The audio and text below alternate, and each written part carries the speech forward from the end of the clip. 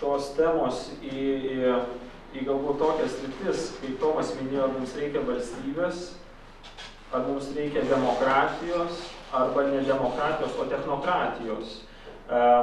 Technokratija paprastai apibūdinama kaip tų žmonių valdžia, kurie išmano techniką. Tai galbūt internetinis balsavimas ir paverstų iš demokratijos į technokratiją, nes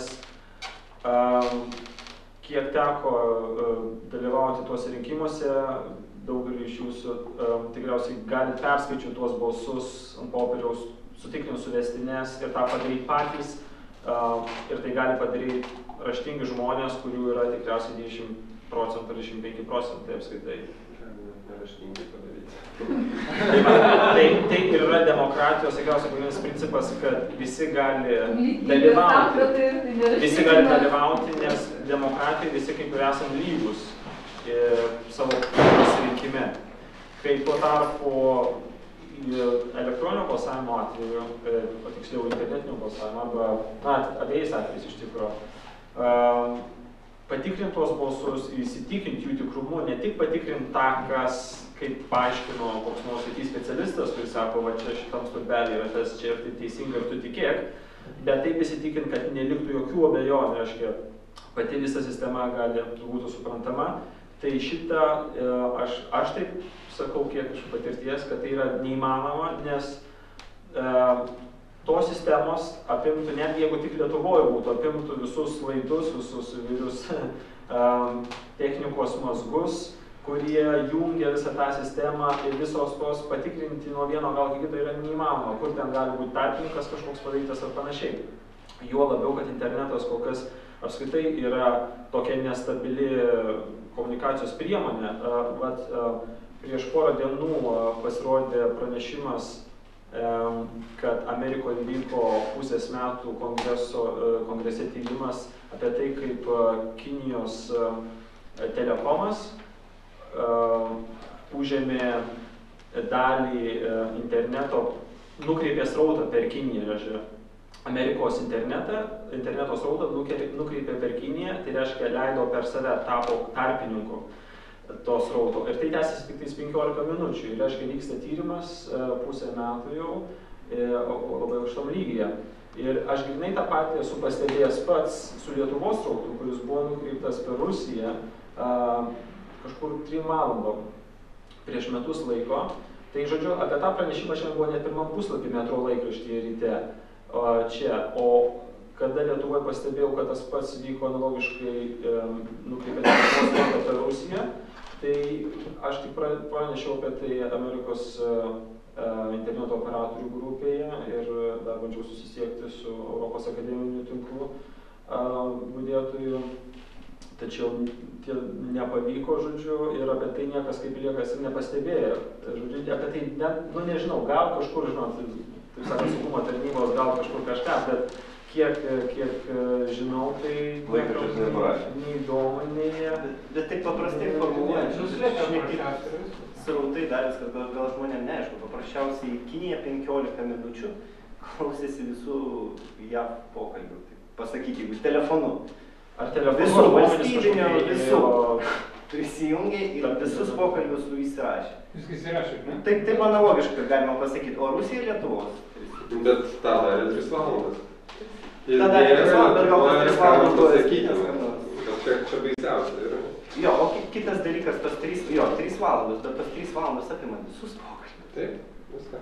Tarp vyro žmonos, kas e-mailais vaikšto ten ir panašiai. Tai va, tai iš to tokio... Ir kaip prašau? Tai buvo prieš metus laiko, yra tikslesnė informacija registruoti, galėčiau persiųsti. Aš šiaip iš tikrųjų būtų gal naudinga, kad panagrinėtų tos klausimus, nes apskritai, tikriausiai neleis man suklysti, bet kontroliuoti tų problemų yra labai sudėtinga, nes internetas nebuvo kurtas tokiem sudėtingam ir atsakingiam procesam kaip transakcijos, to finansiniai operacijos finansinės internetu. Ir tas internetas nuolatos jisai tobulinasi ir keičiasi ir apskritai jisai yra kontroliuojamas vis dar iš Amerikos, nekalbant apie tai, kad tikriausiai pagrindinės 10-15 ar 70% šimtuko kompanijų yra iš Amerikos, kurios valdo įvairius duomenis ir asmeninius ir taip toliau, kurie atskiros problemos. Tačiau interneto to srautų kontroliuoti yra labai sudėtinga ir tik po naujų metų yra įvedama tam tikra technologija, kuri leis kontroliuoti, kaip tie srautai vaikšto. Tai reiškia, vėlgi skaitmeninio parašo pagalba, kiekvienas resursas bus aprašytas ir tada tenais. Žiūrėkit, dabar kaip vyksta rinkimai normalūs, popieriniais biuleteniais įmetamas iš apylinkių ir apygardų, ar jie pašto karveliais nusiunčia informaciją tais pačiais internetiniais tinklais? Bet jie nebėra anonimiški. Kada apygardoje suskaičiuoja tos balsus yra vietoje, reiškia jie decentralizuota. Bet jie gali skaičiuoti informaciją ir vietoje negali, kadangi komisijos stebėtojai, reiškia kiekvienoje rinkimų apygardoje yra stebėtojai, kurie dalyvauja balsų skaičiavime ir visi įsitikina, kad tiek balsų yra tiek. Aš kalbu apie informacijos perdavimą iš vieno taško į kitą, bet tuo atveju mes tada pasitikim, nebijom, kad būtent tą naktį kažkas Aš galiu paaiškinti, kaip vyksta, kadangi pats kaip sakiau, dalyvau keturiuose rinkimuose. Gerai, tu pabaigai kažkokį techniškai papasakoti. Kada įsitikina tie komisijos nariai, kad yra tikrai tiek balsų, visi sutarė, pasirašo, tada tą duomenų skaičių perduoda taip ar telefonu, ar kompiuteriu. Bet tada nėra grėsmės Lietuvai, kad gali pasimus pagrobti. Tai esmė yra tame, kad kai tą skaičių perduoda, tai nebėra anonimiška. Tie visi žmonės, o jų yra rinkimų komisijoje tikriausiai koks 25 ar daugiau priklausomai ten nuo dydžio, visi žino tą skaičių ir bet kas gali pasitikrinti internete, koks skaičius yra toje apygardoje, ar teisingai buvo perduoti tie duomenys. Ne, aš kalbu pasitikėjimą technologiją. Kažkuriais atvejais mes galim pasitikėti technologiją. Tai yra neanonimiškas. Tas atvejis, kurį jūs minėjote, yra neanonimiškas. Man nepatinka, kad nėra nekaltumo prezumpcijos. Kai jūs sako, kad negalim pasitikėti, iš karto yra visuomenė piešama, kad jinai yra bloga. Kad atsiras labai daug žmonių, kurie sugalvojus kažkokias tai schemas pasinaudoti. O jūs bandėte taip sakyti bankė, pažinai, sakyti, kaip jūs dabar prašot slaptažodžių, viską, aš nieko blogo nedaryčiau, duokit man tiesiog šiaip prisijungimą. Aš tikrai su slaptažodį, kai aš balsuosiu internetu, aš turiu savo asmeninį raktą, su kuriuo aš galėsiu. O kaip jūs žinot, kad jūsų rakto nėra kopijos? Kaip tas raktas buvo pagamintas? Kaip jis buvo pagamintas, tai vardelis kopija yra. Grįžtant prie to pačio klausimo, kur buvai pačioj pradžioj sformulavusi dėl pasitikėjimo balsavimo rezultatais. Vienas dalykas, tu pati kaip pasakai, kad jau balsavimas įvykęs. Jisai užregistruotas būtent esančių komisijoje ir stebėtojų rate. Taip? Visi balsavimo biuleteniai yra užantspaudojami, sudedami pagal tam tikrą tvarką, kuri skiriasi kiekvienais metais priklausomai nuo balsavimo reikalingumo. Visa ta informacija yra, visų pirma, informacija technologinė skaičiais perduodama į rinkimų komisiją ir pats visas siuntinys jisai siunčiamas į rinkimų komisiją, kuri rinkimų metu patikrina, ar tas siuntinys nepažeistas ir atitinka tą kiekį, kuris buvo paskelbtas. Viskas. Jie yra dedami į tam tikrą slaptą vietą, kur laikomi yra 10-20 metų priklausomai nuo to, kiek yra įstatymas leidžiamas. Va to klausimu. Dabar, pavyzdžiui, elektroninių balsavimo atžvilgių, kur garantija, kiek metų mes galėsim tą informaciją turėti, vienas dalykas, ne?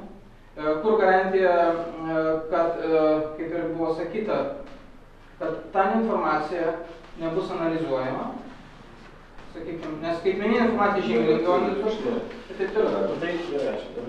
Aš noriu dar ir kolegą pataisyti. Gal man patiko pozicija, bet reikia rinkimų komisiją nustumti nuo pjedestalo. Balsus skaičiuoja ne jinai. Tai skamba galbūt kartais netikėtai, bet balsus skaičiuoja visai ne vyriausia rinkimų komisija. Ir anksčiau negu jinai žino rezultatus. Rezultatus žino partijos. Nes tas skaičiavimas jis vyksta lygiai greičiai. Jis nėra centralizuotas. Apylinkė yra krūva žmonių iš skirtingų partijų. Vienas smagus dalykas, dėl ko ten irgi balsavimas gerai veikia ir saugiai, dėl to, kad jie vienas ant kito pikti ir žiūri vienas į kitą piktai jo, ir žiūri, kad kitas nepadarytų klaidos ar netyčia, ar specialiai čia jau kitas dalykas. Ir kiek man yra tekę dalyvauti, ir kaip irgi sakėt, visuomenininkai negali ambasadą atsiųsti stebėtojų, partiniai gali, tai reiškia dalyvavau nuo partijos. Tai buvo sutarta taip, kad kai tik tai žinosiu rezultatus, kas yra suskaičiuota, paimu mobilų telefoną, paskambinu savo kandidatui, kuris mane tenai nusiuntė, jam pasakau, jis ant Excelio susiveda tą patį. Ir paskui susitikrina su Vyriausios rinkimų komisijos svetainė. Privalumai yra du. Vienas dalykas, neįmanoma apgauti toj vietoj. Jeigu arba ir ką pradės tenai kažką aiškinti, ar kažkuri partija pradės aiškinti, yra dar eilė žmonių ir veikėjų aplinkui, kurie visi žino rezultatą ir jie dar žino, kad ir kiti žino. Tai jie negali netgi ir aiškinti, kad, pavyzdžiui, na, šitoje apylinkėje čia viskas suklastota, apgauta ir panašiai, nes jie žino, kad kitų partijų stebėtojai ir komisijos nariai irgi buvo tenai ir jie net jeigu tarpusavėje nedraugauja, jie matė, kas ten vyko ir paliudys, kas ten vyko ir kokia tiesa. Kas ten, kokie rezultatai ir ar ten buvo klastojama, ar nebuvo klastojama ir panašiai. Tuo tarpu internetinio balsavimo atveju, ypač internetinio balsavimo atveju, sistema pasidaro centralizuota ir skaičiukus taiga pradeda žinoti tik VRK, kuri anksčiau ir skaičiuoti pradeda balsus, kurie anksčiau buvo skaičiuojami apylinkėse. Ir nors tie žmonės partiniai, bet jų yra, aš skaičiau per paskutinius Seimo rinkimus, jų yra apie 17 tūkstančių ar apie 16 tūkstančių komisijų narių ir 17 tūkstančių stebėtojų, tai yra 34 tūkstančiai žmonių, kurie sėdė apylinkėse ir dar apie 1000 apygardose, kurie dar ten sumuoja. Tai yra 1% nuo visų Lietuvos gyventojų ir 3% nuo rinkėjų dalyvavusių rinkimuose. Tai yra, aš nežinau, ar dar ir vyksta Lietuvoje kokių nors įvykių ir pilietinės visuomenės renginių, kur tiek žmonių dalyvautų. Ir jie suskaičiuoja tuos balsus. Tai užbėgant į priekį dėl tų saugumo problemų, kurias aš matau, aš siūlyčiau ypač išeivijai pagalvoti apie tokį variantą, galbūt reikėtų pažiūrėti taip, kad balsus skaičiuoja žmonės ir nebūtinai ambasada turėtų skaičiuoti.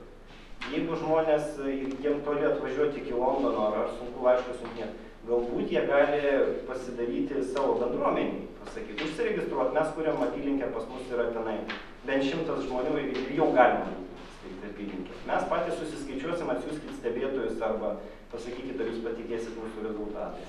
Ir jeigu dar aišku, čia tokia idėja sujungti su kokia nors valstybinė švente, vasario 16 kovo 11. Galbūt ir tas aktyvumas padidėtų. Dubliuojam paštas faktiškai, tai yra tas pats. Norėčiau pasakyti apie tą temą, reiškia, kad bus legalizuoti. Pirmiausia, jau senai šis būdas, kad ta organizacija, kuriai balsai turėtų būti perduoti, kad jie jų negautų. Reiškia, ir Anglijoje yra toks dalykas, kad pavyzdžiui, jeigu kažkada tai, jeigu turi pas nuvažiavimui, tai kai kurios tos finansinės bendrovės padaro tave kaip ir narių tos finansinės organizacijos. Ir kada vyksta tada rinkimai, pavyzdžiui, visokios valdžios ir taip toliau, tu gali dalyvauti kažkur. Bet tu siunti ne jiem, o specialiai paskirtai firmai, kuri visai nuo to nepriklauso. Jinai užsiminėja tokiais pašto balsavimais. Tas pats yra ir Amerika, aš esu narys IEEE, Institute of Electrical Engineers, balsavimai vyksta, jeigu paštu, tai aš siunčiu ne į IEEE headquarters, o visai atskira organizacija. Tas pats, jeigu vyksta elektroninis balsavimas, kuris neseniai buvo įvestas, jis vyksta ne IEEE saitė, o visai atskiroje vietoje. O tai sprendimas. Na taip, bet tokiu atveju tiesiog atsiranda vis tiek dar viena kažkokia organizacija. Ne ta vieta, kuri aš interesuota kažko. Ai, nu. Aš kaip interesai. Pas mus labai daug suinteresuotų pasitikėjimų. Taip pat iš Lietuvos galima žinoti kažkur tai užsienį, kad balsavimo balsų viskas. Bet kokiu atveju tikriausiai grįžtume prie to, kad balsavimas mišrus. Ką tai reiškia?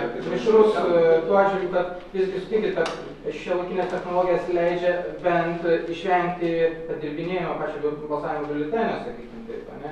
Jeigu tai yra, sakykim, paprastas dalykas, mes, sakykim, turim pinigus, ne, sakykim, dedam į banką, ne, vis tiek jie praeina tam tikrą skanavimą, atpažinimo ženklą. Tai reiškia, ką mes galim padaryti vieną dalyką, tai kad supaprastinti biurokratinį tam tikrą technologinį dalyką, kuris susijęs su nuskaitimu informacijos ant balsavimo biuletenio ir taip toliau.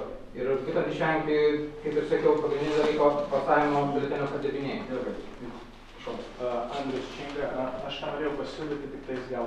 Jeigu mes turim gerai veikiančią išankstinio balsavimo paštu procedūrą, galbūt ją tik tai reikėtų patobulinti, kad jie būtų labiau prieinama užsienyje dalyvaujantį gyvenantį.